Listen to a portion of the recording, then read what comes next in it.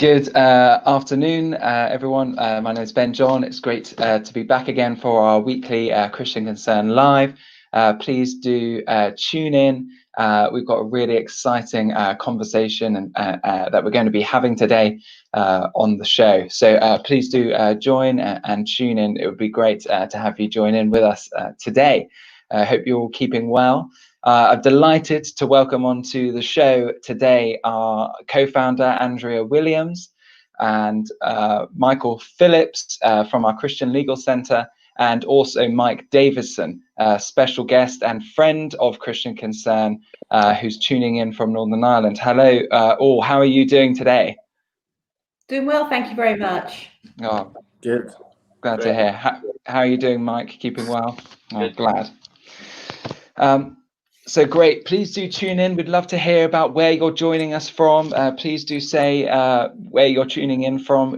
It's been amazing, the global audience we've been getting on some of our live streams, and it's a really encouragement to us seeing you tune in and comments. And so please don't forget to put in your comments, put in your questions. We love engaging and responding to what you have to say. I mean, a lot of this is about hearing what our supporters say. So please do post your comments and post your questions today.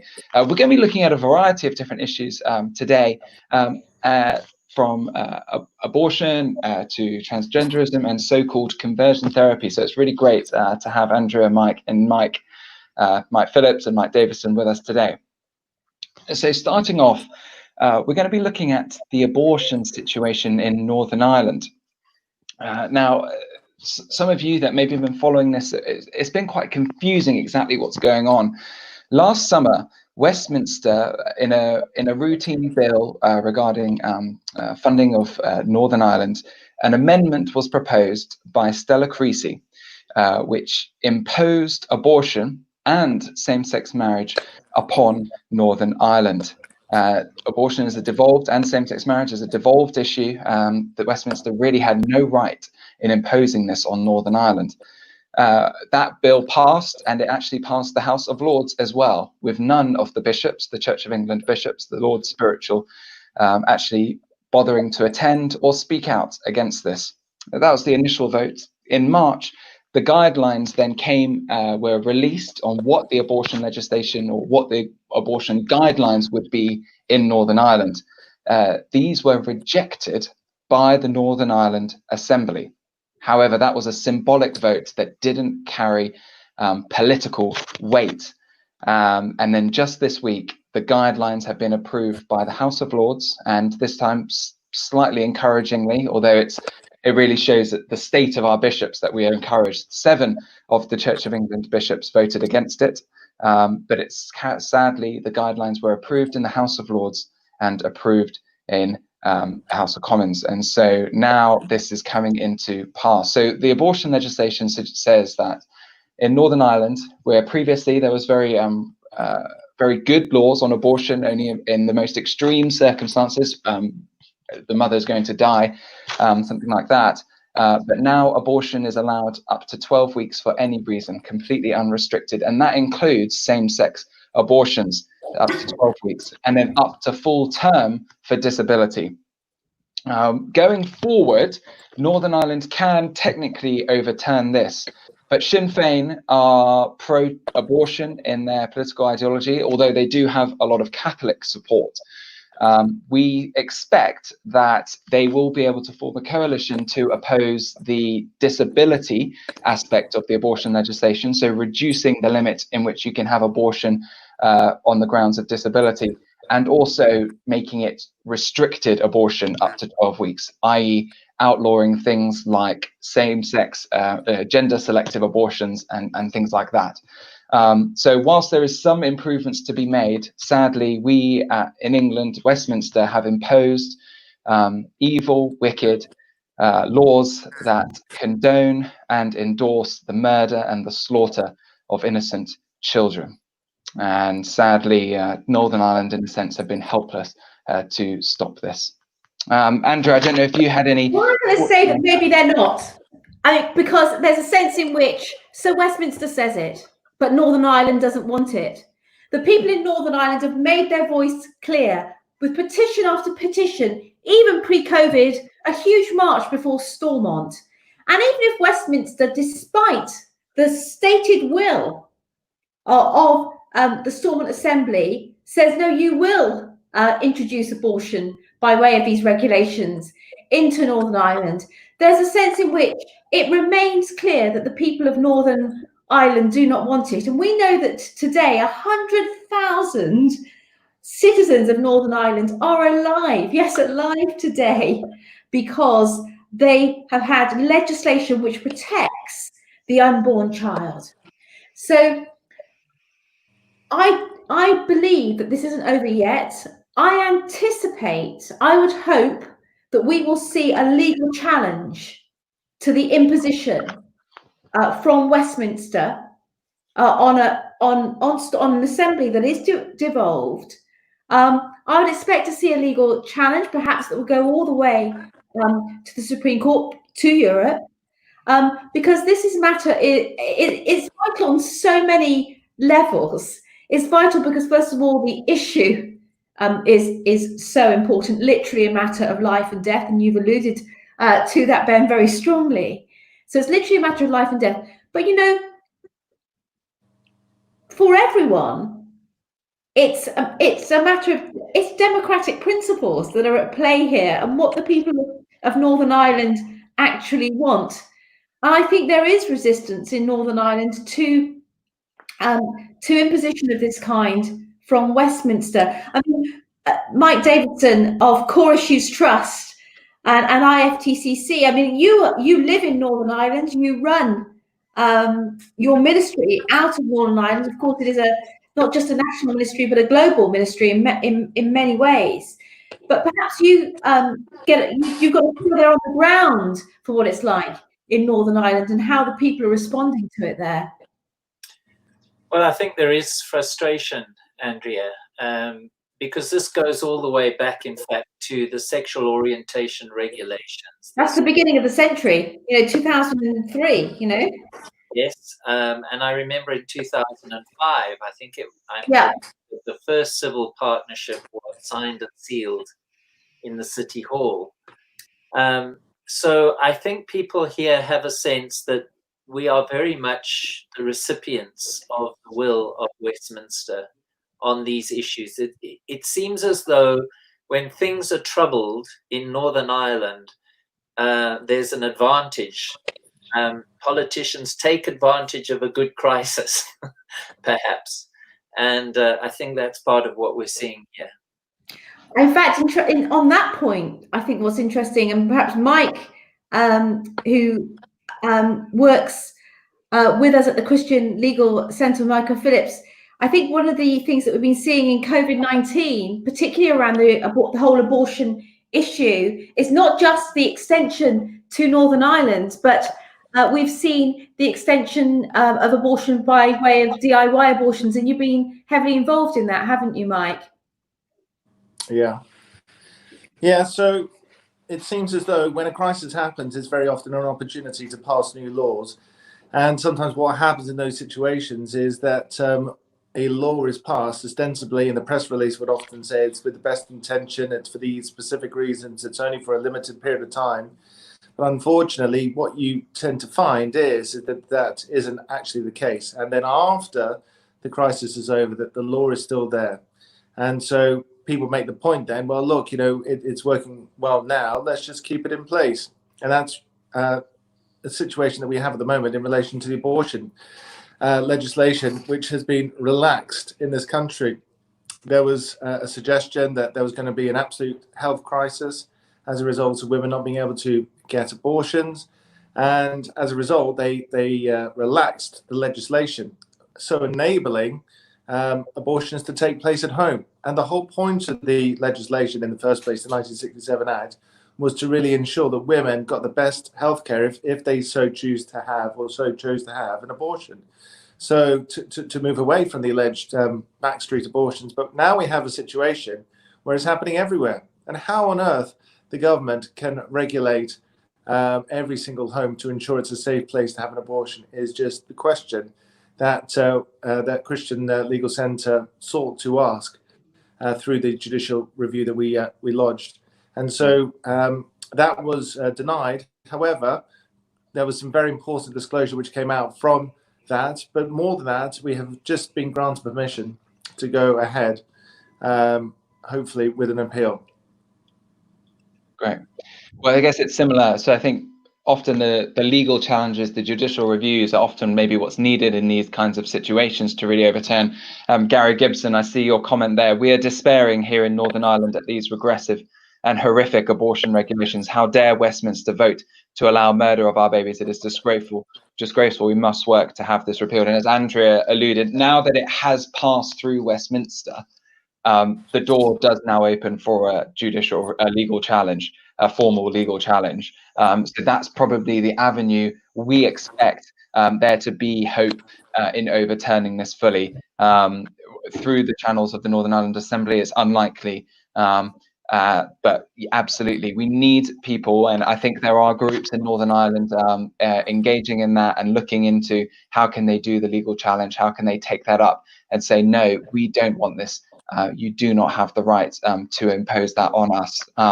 So, Michael, Phillips, you're hinting about some of the things that came out when we launched the judicial review against the DIY home abortions. What are some of the next steps for us there then? Well, in a situation that we're in at the moment is that we would now hopefully proceed to the Court of Appeal. Court of Appeal is the second highest court in the country, and we are looking for them to review the judicial review decision, and obviously in turn what the government said, and say, look, you know, we will be arguing that it wasn't in line with what was intended in the first place. And so you can't just, if you decide to change a law, which affects everybody and is made by Parliament, which is the highest form of law in this country, apart from maybe European law, you can't just do that quietly. You have to go back to Parliament, because it is a very important decision that Parliament alone has been entrusted to decide. It's not for the courts to decide. It's not for ministers in and of themselves to decide. It is for Parliament to decide, and that is parliamentary democracy. And so this is what the concern is that we have powers in this country, and they should be exercised at the right place, at the right level, just as in Northern Ireland. Yeah. So if a power has been delegated, you can't just take it back for no good reason. And so therefore it's not just about abortion. These cases are also about democracy and respecting the processes that we have put in place as a country. And so if lobbyists want to change the law, they should do it the right way. They should go to Parliament. Ministers can argue the case there, and ultimately they make the decision. And it's not down to lobbyists.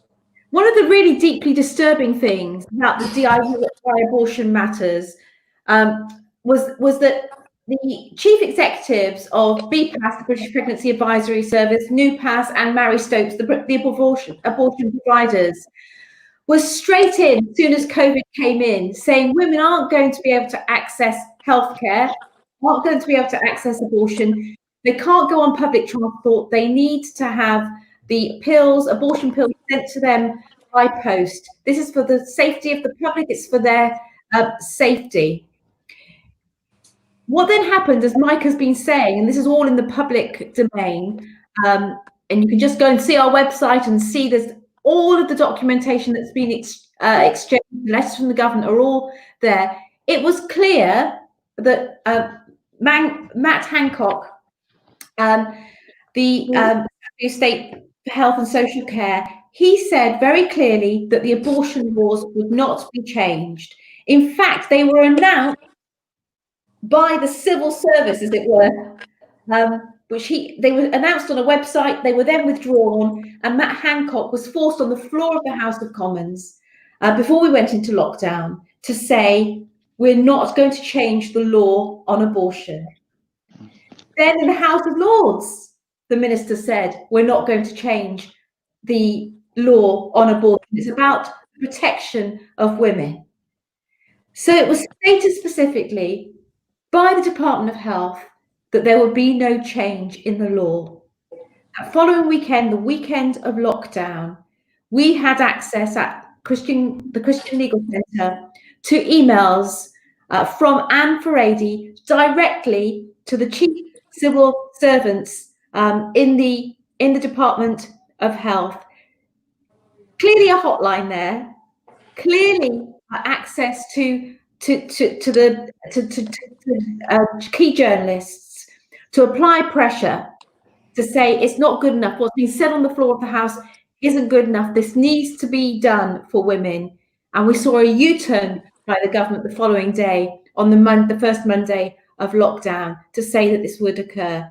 Anne Furedi has talked about the need for 40,000 abortion in the first 3 months of lockdown. I think she said the figure may be even greater, startlingly, and it's right. It's very sad, and the abortion figures that have been recently announced are also very sad indeed. So we have this terrible situation where it would seem that the government is being pushed around by activist civil servants, not holding strong to its word on the floor of the House. So it really is very concerning. But what's more concerning is that women in an unplanned pregnancy can access a pill simply in a way that I'm speaking to you now, by speaking down a camera to a clinician. The pill will then be sent.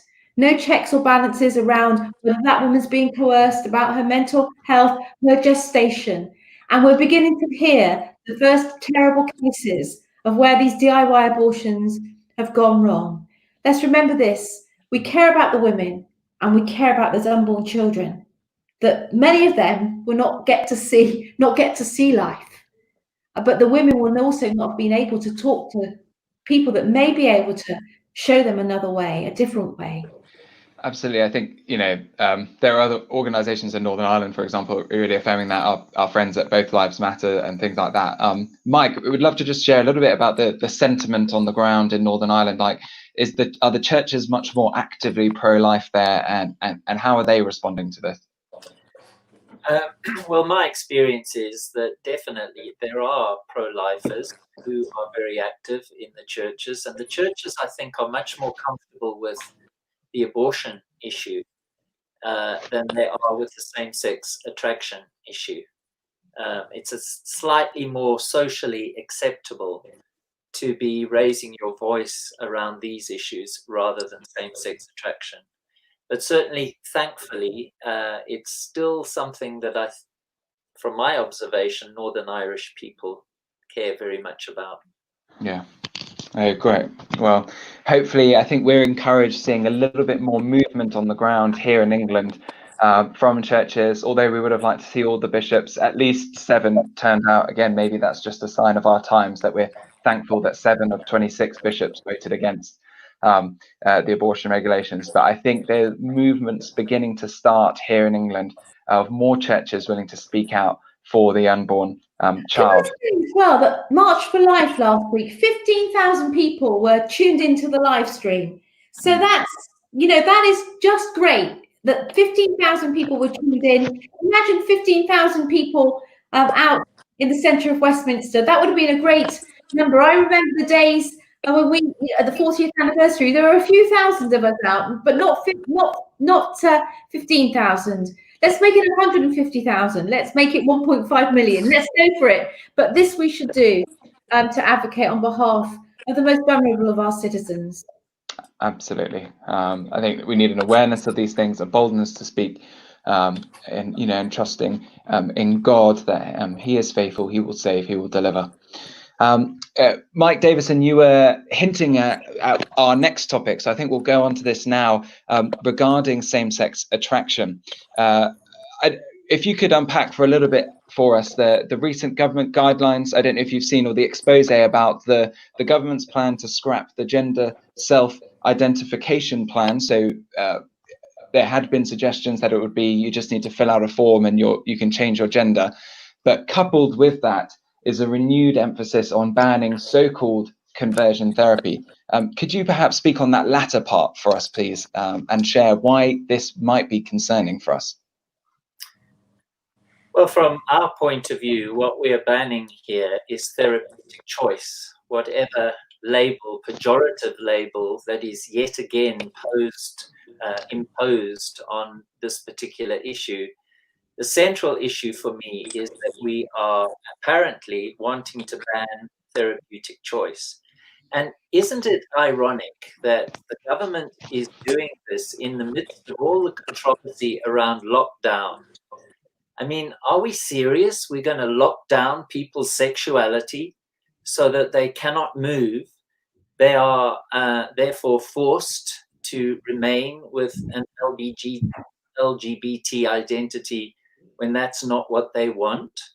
I think this is a disaster, and it's a direct attack on people's autonomy and freedom of choice and freedom of conscience. And by the sound of it, looking at legislation in other parts of the world, it's going to be an attack on freedom of speech and freedom of expression. This is a major issue. So, Mike, I imagine some people might push back and say, okay, maybe it's freedom of speech, but don't all the authoritative bodies say that this practice is harmful?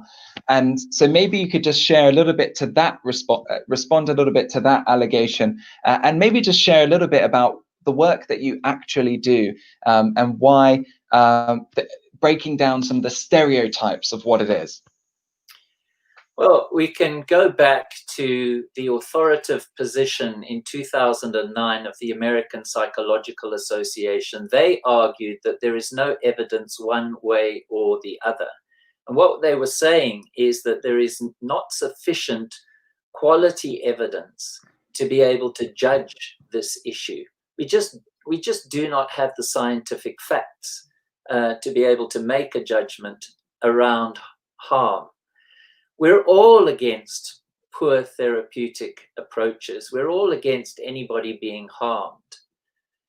Nobody appears to have done any research on the harm that is being done when people who have decided that they do not want to express their homosexual feelings go to the mental health bodies in the United Kingdom and are seeking relief from what they experience. A married man, for example, who finds himself struggling with homosexual feelings, if he goes to a mental health practitioner in the United Kingdom, more often than not, he's told to get on with it. That's who he is. In other words, there's no regard for a marriage covenant, for his relationship with his children. He may deeply hold to the view that, you know, the home is the best place with a husband and a wife. That's where children are properly nurtured. There is no respect or regard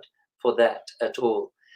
So yes, this question, we're often told that all of the mental health bodies bound by the Memorandum of Understanding on so-called conversion therapy have agreed that this is an ethical offense, and that if any of their members deviate from the rule, in other words, go away from affirming people around homosexuality, they will be guilty of an ethical breach. But this is the point. These are executives. We need to remember that the executives who run the professional mental health bodies, are not necessarily professionals in the sense of the medical term. They may well have very good qualifications, but they have come to a point of view, an ideological point of view, that I would argue, that happens to agree. There is no ideological diversity in this. We have been prevented from having any kind of argument. There's only one opinion that controls, and this opinion is, you know, certainly in control of everything. They control the research. They control who's allowed access to the profession. They will judge the research. They'll publish what they want to research, that they want published. They'll reject what they don't want published. They control the research money. And they're also the executioner when it comes to those who fall foul of the law. Yeah. So I don't buy this. What we need is a very clear explanation of what the hard science says, because the proclamations of executive bodies is not the same thing as what the scientific research says. And what we're asking for is to see that scientific research that shows on average that interventions around same-sex attraction are, intrinsically harmful. We've asked the Royal College of Psychiatrists, we've asked the UKCP, we haven't got it. Yeah. I think we have an issue here. No, absolutely. Well, I think Annabelle Rankin there, her comment really cuts to the heart of what it's about. And you were saying it's against therapeutic choice. Agree about individual choice, she writes. If someone wants a type of therapy, they should be free to do it. The government should not be interfering. It is immoral. I think one of the problems here as well is that the government are using such a broad definition of so-called conversion therapy. I think in their report 2 years ago published, they broadened it from everything between prayer to corrective rape. And so if you're banning any of those kinds of things and grouping prayer, pastoral counseling, talking therapies with corrective rape, all these kinds of stereotypes, it is a very, very dangerous situation. Andrea, I don't know if you wanted to say anything on this. Well, of course, what that does is it means that someone like Mike, who I've now observed over many, many years and got to know over many years, and indeed got to know many of his clients, and understand the kind of therapy that he and other counsellors that he knows, other therapists that he knows are doing, really from across the world now.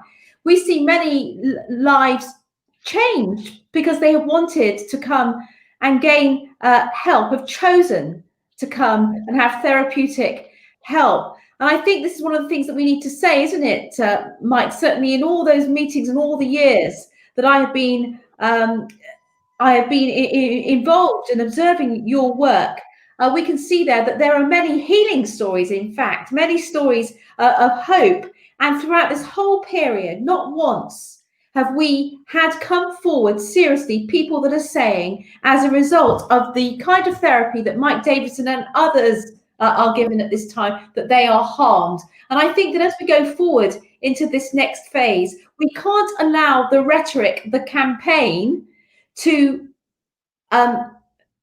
bring forward a piece of terrible legislation which can never be properly realised in many ways. And I think part of the problem for the government is that it actually realises that.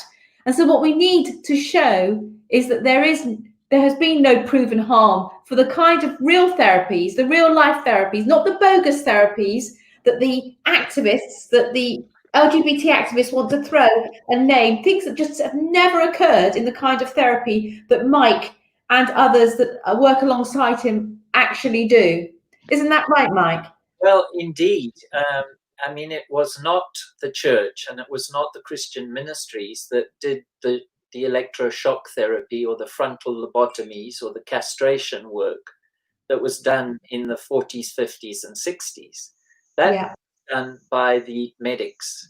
So I do hope the government is preparing to, redress this and find how to compensate all those who have been harmed by the royal colleges who supported this. I mean, in this day and age of taking down statues, I think we have a major problem in all of this. But Andrea, what you say is absolutely right, in the sense that it's important to know there is no one exotic therapy that is applied here.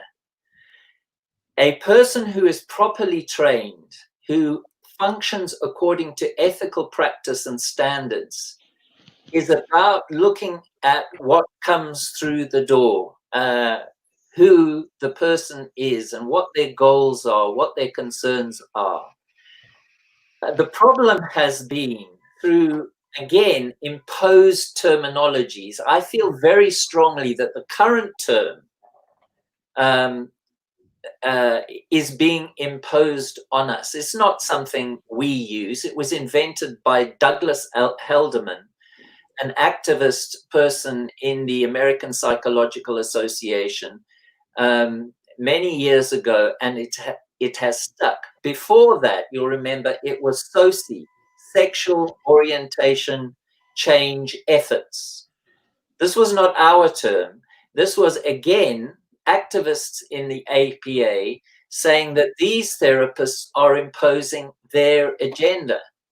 So sexual orientation change efforts, it's our efforts to change our clients. Nothing could be further from the truth. The truth was these clients want change. You know, when they come through this door behind me, they cut to the quick. What they want is they want to leave these feelings. They've had enough. These are not naive people. They're often professional people who have lived life.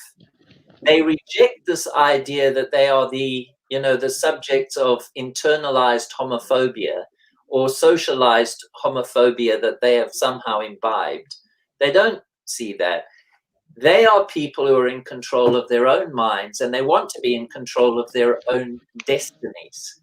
And I'm afraid this idea of the government locking them down and saying that they may not move away from it, that they cannot get professional support, is not something that is going to work. Whatever they do with this, people are going to seek help in this area. I guarantee it.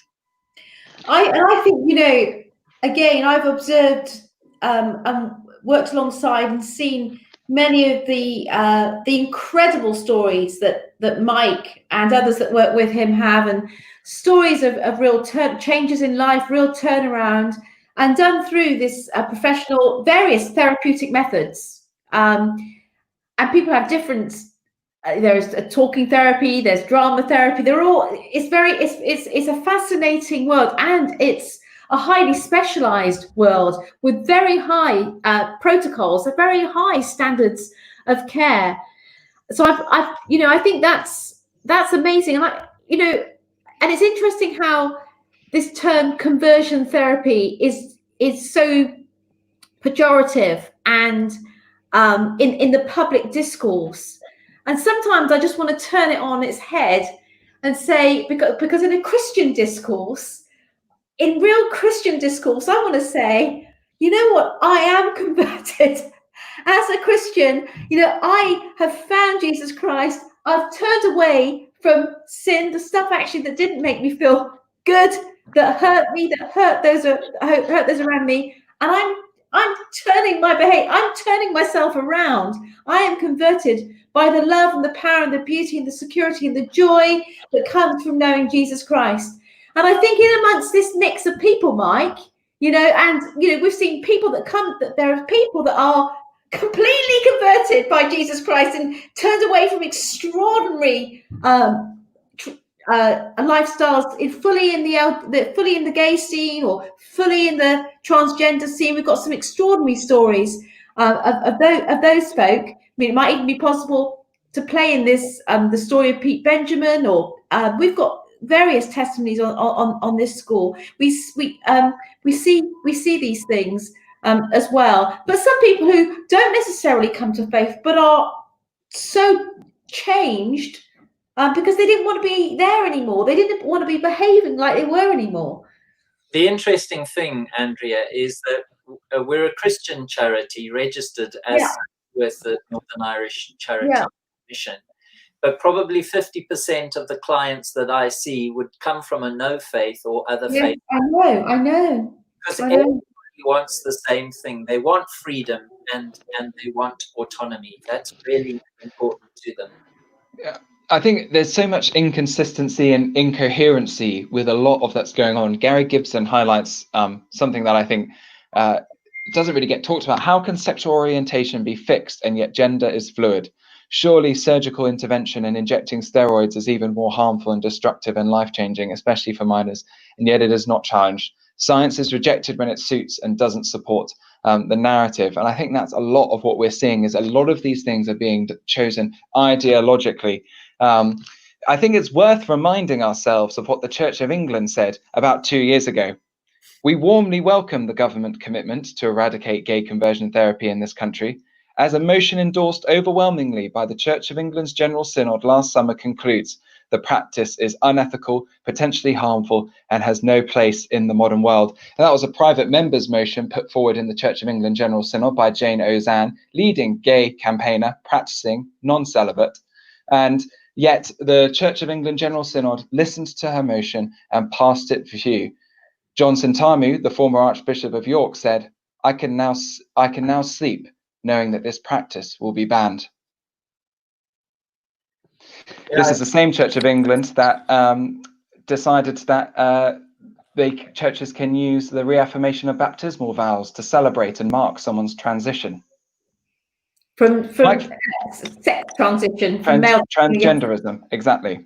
So they were saying, and they said that you can use verses like Sarai becoming Sarah as verses to talk about when a trans person wants to celebrate their transition with the reaffirmation of baptismal vows. That was endorsed by the House of Bishops of the Church of England. And that same Church of England has voted to condemn conversion therapy, condemn any pastoral counselling, any talking therapies to people with unwanted same-sex attraction. Mike Phillips, I didn't know if you wanted to add anything in onto this issue. Well, I mean, I think from a legal point of view, it just seems slightly contradictory, because on the one hand, you have the government being able to and prepared to provide funding for people who want to change their gender. But on the other hand, you have the government seeking to make it legal if you want to change your sexual orientation. So that presents a problem. If, for example, somebody wanted to change their sexual orientation, they were heterosexual and wanted to increase their homosexual orientation, maybe that should be made illegal as well. So the difficulty is that how do you actually legislate for these things? It's going to be extremely difficult. And I think the difficulty as well is for churches is about legislative overreach. So very often what we find is that you want to catch tuna, so to speak, and then you end up catching dolphins. And so the problem is that they may say, well, look, we're just wanting to ban this terrible treatment that was prevalent in the 1960s. But what ends up happening is that somebody goes undercover at a Pentecostal church, they receive some prayer for unwanted desires, and then all of a sudden they find themselves being investigated by their professional body because it's been recorded, it's been published on some social media website. And so that's the problem. So where does helping people manage their emotions and difficulties arising out of their problematic history very often start, and where do you say, well, no, that is completely and utterly inappropriate counselling? Absolutely. And so, the other irony that I find is that very often when you go into courts and somebody, for example, has a sexual preference which is illegal, then the courts are more than happy in those circumstances to see somebody getting some help and treatment for that. And that very often may well be the same help and treatment that they would get in situations that we're talking about. So it seems as though rather than being a matter of science, being a matter of legal principle, these are very often political things which are being driven through by activists in order to prevent people from getting help that they may need, and in other contexts would be quite valuable to wider society. Absolutely. I think all the lines get very blurred as well. So you go from in terms of you talked about getting in terms of what becomes permissible, where the lines are actually drawn. So I think we can see an activist push around age consent, for instance. That line is always being pushed, and I think our children get confused. And this whole gender therapy stuff, which is I think where we started the last bit of this, was this idea that for our children we are saying that good therapy is encouraging children as young as 5 and 6 to socialize in the opposite gender, that is good therapy. Well, I as someone who's not a therapist say that can't be good therapy. Then to medicalize this by giving our children puberty suppressants, and that's being exposed in the Tavistock Clinic. What's been occurring there in Tavistock Clinic is really very highly concerning at a time, as we see, when society is generally encouraging it, and we're putting toolboxes into our schools to encourage this confusion. So the social climate is a tinderbox. I think, Mike, you were going to say something there. Well, I just wanted to offer the fact that I feel that we have responded appropriately to the challenge that there is a danger of harm being done. And we have done that by working internationally with people from all over Europe, Asia, and North America to establish what we call the International Federation for Therapeutic and Counseling Choice, IFTCC.com, if you don't mind me. An amazing organization. It's amazing. The thing is, why are the governments, or why is the government wanting to ban this? Why are they not regulating it? You know, we applied to the Professional Standards Authority years ago, asking to be able to put our counselors on a register. We were refused on the grounds that the Royal College of Psychiatrists did not recommend conversion therapy. Now, the amazing thing, have you picked it up, that the Royal College of Psychiatrists is not even currently a signatory of the current Memorandum of Understanding on Conversion Therapy. All the other organizations are there. They were there on the original, but they're not there now. So why is the government wanting to ban us? Why are they not breathing down our necks? Why are they not encouraging us to develop a professional body? Well, whatever their thinking is, we feel we are doing that. We are professionalizing. We are making sure that there is collegiality between people who work in this area. We have a strong ethical framework for what we do. We have got guidelines that are well worked out, tried and tested. It's not perfect, but, you know, we're a long way from where we were 10 years ago.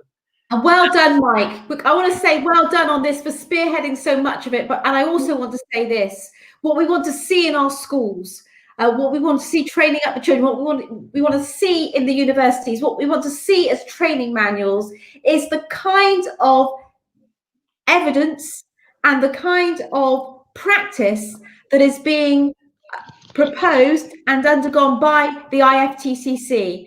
Just as Stonewall and Mermaids have propagandized, in a sense, and pushed their agenda into the schools, so we must show that there is another way and that there are professionals that are doing this, that the science for health and for healing and for hope and for our children getting better and for individuals moving away from unwanted practices, there is a way, and this is a way that works. This is a way to do it. I know, Mike, I know often the road is very long for people, but we actually need to show that out there's another way, and that's what Core Issues Trust and IFTCC actually does. It's actually doing it across the globe with so many good news stories, and we need to hear those.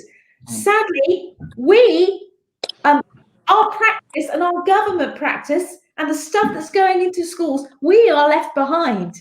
We're leaving people in confusion.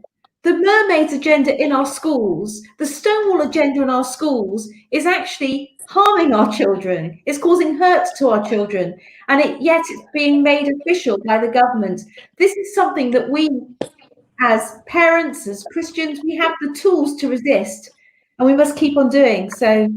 Absolutely. I think you've touched on something there, Andrea, talking about mermaids, and you mentioned earlier about the Tavistock Clinic. For people who weren't aware, Tavistock Clinic is the young, the minors gender identity, gender dysphoric and transitioning service in the UK, in London. And an internal report has recently come out showing how staff members were pressured to not voice their concerns. In fact, a quote from one of the interviews from a staff member who was raised concerns about what was going on in the clinic said, "Let's pray that I am wrong, because if I'm not wrong, very many vulnerable children have been very poorly treated and will be left with potentially a lifetime of damage here. And this is why it's so important that we protect our children from these influences, from organizations like Mermaids. Mermaids go into schools with their evil ideology to say that any child can suddenly, a boy can become a girl and a girl can become a boy, and that the transition begins and ends when the child says so. That's a quote from their training video. And this is the kind of pressure that's being put on schools, put on children, confusing them, in which they are being pushed down this path that is changing their bodies and having a huge effect on them. And we're going to be there to try and mop up the mess of all of this as children go take these hormone suppressants and then at a certain age cross hormone drugs. Being rushed into this is really, really shocking. Mike Phillips, I didn't know if you wanted to add anything on that. Got to fast forward 10, 20, 30 years when a whole raft of lawsuits, group actions come out, when a new therapy comes about. So, you saw that maybe with smoking, people thought it was okay at first. And then many years later, we began to see the disadvantages and so on. But the thing about smoking, and as opposed to what's been happening in the Tavistock, is that it was adults who chose to do that to themselves. Whereas here, children need to be helped, they need to be protected, we must always act in their best interest. It's not about what I want, it's not about what mum and dad wants. The law requires that you should always act in a child's best interest. And the problem is that the statistics would seem to indicate that up to 80% of people who show signs of gender dysphoria come through the other side after a number of years and do not display those signs anymore. And very often the other thing that you find is that the people who display gender dysphoria have got a number of other mental health issues as well. And so when you deal with those other mental health issues, very often the gender dysphoria then is dealt with. And so therefore, so why is it that we kind of hone in on one particular aspect of a child's difficulties? We should be treating the child as a whole. And, that's what the law requires. Absolutely. Just wanted to respond to some of the comments here. Really does tie in with what we're saying. Dan Freeborn, you're mentioning that people will end up seeking help off the books if therapy does get criminalized and paper off the records. That's exactly what we're saying, exactly what Mike's been saying. We want to be regulated. We want to be above board on these kinds of issues. Andrea, I think you'll like this comment from Tommy. Andrea, I wish you could be the Archbishop of Canterbury. Faith and enthusiasm could lead to a national revival. Amen. I love the national revival, that's for sure. Can I say that's interesting that your comment about being regulated, I don't invite, yes, I always want to be above board. But right now, if the government were to come in and regulate as they see fit, that what IFTCC is doing, people wouldn't be helped. People would in fact be harmed. And let me just say, and I think that the good point from the revival, who is the fount of all hope and all truth and all love and all beauty? Who is the same yesterday, today, and forever? Who is the Savior, the Redeemer, the beautiful one, was Jesus Christ, who laid down his life for each one of us? That's the hope that we have. We are the people that carry this gospel hope with us, to ring loud, to ring clear into the nation. The truth sets us free. And this promotion of gender confusion is like muddles and befuddles and leaves people locked in confusion. But Jesus can set us free. And I think we're planning now to play, as we leave today, the video of Pete Benjamin. Now, if ever there was a story of hope and transformation, then it's Pete Benjamin's. And he will say himself, if you can spend that many years as gender confused and messed up as I was, and then drunk, sexually promiscuous, then living out as a woman for several years, I think it was 7 years, might have that wrong, that exact date, period of time, but then to be confronted by the love and beauty and forgiveness of Jesus Christ, and to turn around, well, that's a message for all of us, Jesus Christ meets us where we are. He doesn't leave us where we are. He requires us to say, sorry, I come to you, I love you. And then he picks us up. We get turned around to the hope and glory and beauty. And that's a message we want to take to our children, to our communities. We want to be the healing houses, the hope houses. You know, Mike Phillips' work in the law is a work of hope. Mike Davidson's work with in and amongst the people, in counselling, raising up a global movement is gospel work. We, at Christian Concern, the Christian Legal Centre, we long for revival in this nation. May it be so. Andrea, can I just say, it's the truth. The gospel is truly therapy. It is. Amen. Absolutely. A wonderful counselor. Amen. Yes, and we're all transformed by the renewing of our minds. Thank you so much, Mike Davidson, for joining us, and Andrea and Mike Phillips. So we're just going to play this wonderful testimony that Andrea was just touching on now. I encourage you to watch this. Thank you so much for joining in, and we'll see you again next week, and watch this amazing, powerful story of Christ's redeeming, transforming work. Thank you. I thought that becoming a woman would make me happy. It would be a different life. I would have these lovely flouncy dresses on and I'd be skipping through the tulips and stuff like that. It wasn't anything like that. The counsellors and the internet did not help me one iota, saying you're wrong in changing gender. They never said that to me. They said, go ahead. They encouraged me to be a woman. And it was totally the wrong information that I was receiving. Completely, totally wrong.